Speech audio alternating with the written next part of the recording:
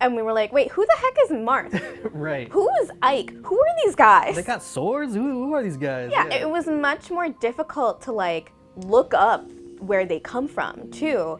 And like once we realized that they were from these games that were out in Japan but not out in the West, we like immediately lost interest.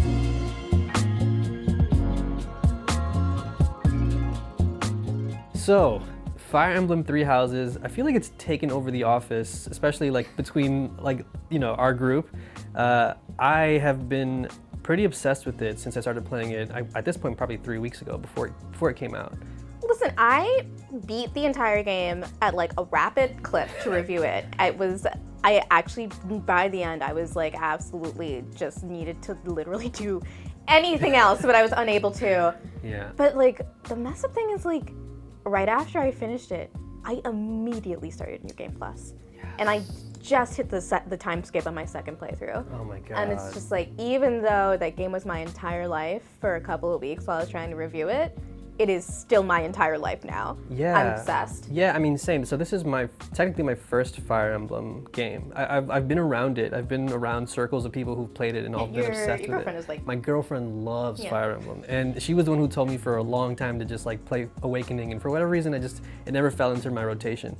But having said that, I've always been jealous of the discussions around the game when it releases. And I'm so happy that I can be a part of it now because I am so into it. And it's such an interesting franchise because we didn't get a taste of it until the 7th game technically in the franchise came out, which was the first game to come out here in the West. Yeah, but I do remember the very first place that I heard about anything related to Fire Emblem was Super Smash Brothers. Like it was like me and my friends playing Smash, and we were like, wait, who the heck is Marth? Right. Who is Ike? Who are these guys? They got swords? Who are these guys? Yeah, it was much more difficult to like look up where they come from too.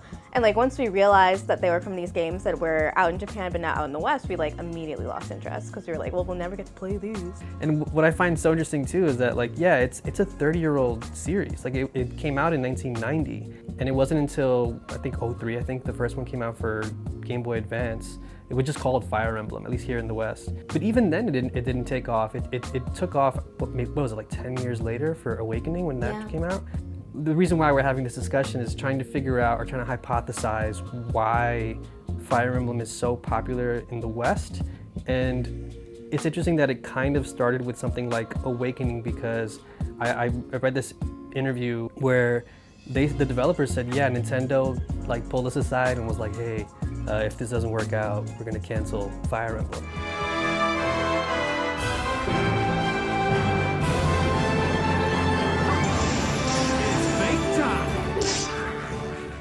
So I'm curious as to if you have any like theories as to why it took so long for Fire Emblem to finally hit, and it wasn't until like they were on like their, last leg. For me at least, I became like a person with purchasing power when Awakening came out. I remember being on Twitter and just seeing so many people talk about how great Awakening is. And one day, so I was doing a work thing, and afterward I was like, I'm gonna walk to Target. There's a downtown Target in Chicago, and I was like, I'm just gonna walk there before I grab the bus and just buy this game because I got paid today and I feel like I need to have this. And it took over my life like almost immediately. And I started going online and seeing like, oh, like this is part of this huge franchise. And like I had my memories sparked by being like, oh my god, Ike and Marth are in Smash. But part of it for me was like,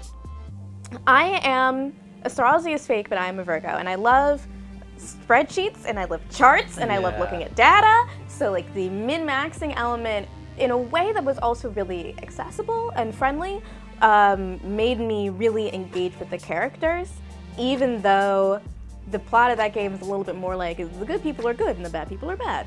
Right. The other thing is like there's so many different characters in Fire Emblem games. You will find one, at least one, that you just absolutely love. And that is even more true, I think, with Three Houses, because it's got that whole thing about like, well, you're gonna be in one house and you'll have those characters guaranteed, but every other house has a bunch of characters too, and you should get to know them because you might want to recruit them. So you end up feeling like I have to get to know everyone. I have to pick my favorites. There's got to be someone that I personally identify with. I think the secret sauce too is the fact that these games have so much replayability. Like you can go in and play them again, and if you're talking about like getting your like bang for your buck, like getting one game and then doing multiple playthroughs, for me was like a thing that even today I'm still like, I don't understand why people would do that, but for Three Houses I'm like, absolutely I'm gonna play this game 3 times, like minimum. Yeah. It's fascinating though that like it kind of rose from the grave, and then the sequels that came after it between Awakening and Three Houses weren't as like, I guess, well received by the community. I have some thoughts on that. Yeah. I think actually a remake of an older Fire Emblem game that we did not get in the West, that one was well received by the fandom, but it had the misfortune of coming out after Fire Emblem Fates, which had numerous problems, most of them actually related to plot and character. A lot of fans thought that it was a step up combat-wise, but for me, even if it was a step up combat-wise, and it was, I really liked the challenge of playing Conquest. They did this game Pokemon style, so there's one game where you get to play with one group of characters on one side of a war, and the other game where you get to play with the other group of characters on the other side of the war. Sound familiar? Yeah. And I just didn't like any of the characters. The plot was super, super boring.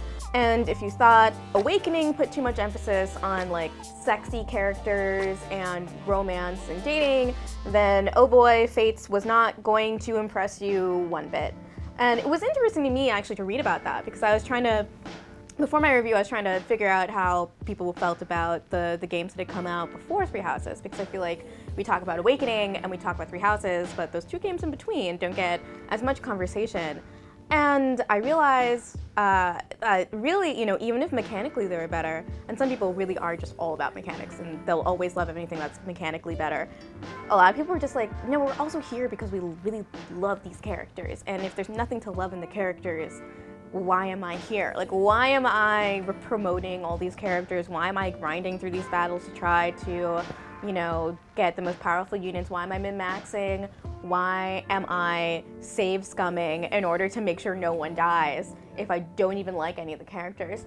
And I was at the point where I didn't even play the next game that came out, which Heather Alexandra from Kotaku reviewed, and she liked quite a bit. Yeah. Yeah, it's also interesting that like we forget about the mobile game that came out too. I mean, I'm not a big mobile phone game person, also just because I feel like the time I have to play those games, I lose connection because, we go under tunnels here, we go underwater. But that game is actually like really successful for Nintendo. It brings in a lot of money for them. At that point, I was like, Fire Emblem, like, maybe one day. I feel like it's this planet or this satellite, and when it gets close, like maybe I'll jump on it. And this time around, when Three Houses came, it was like perfect timing. Like I love my Switch. I probably play it the most out of all of my consoles or even my PC. And that definitely fits within my commute routine where it doesn't need to be online, thankfully. So yeah, I feel like Three Houses in particular, it has the perfect balance in my opinion of mechanics and then story, where I find myself like spending the entire commute home or on the way to work just watching support conversations. And I like find it so enthralling to find out like what Hilda's thinking or how Marianne feels about, Raphael. Like those are the kind of things that I never thought I would really be into, but for whatever reason, there's this like magic ingredient in Three Houses that it's just perfect. It's so great, and I can't wait. And like I bought the DLC thing already, like I bought the pass or whatever it's called, and like I'm really excited to just, just spend way more time into this game. Like it's gonna suck now. The good thing is, I was gonna say it's gonna suck, waiting for the next one, but now I have like a backlog of previous games that I haven't played, so now I'm excited to go back and play Awakening. What I also think really helps with Three Houses is that Awakening had this mechanic that Three Houses doesn't have, which is that it made sense in the plot of this game, but you can marry characters together by getting them up to an S rank, and then their children would come back from the future.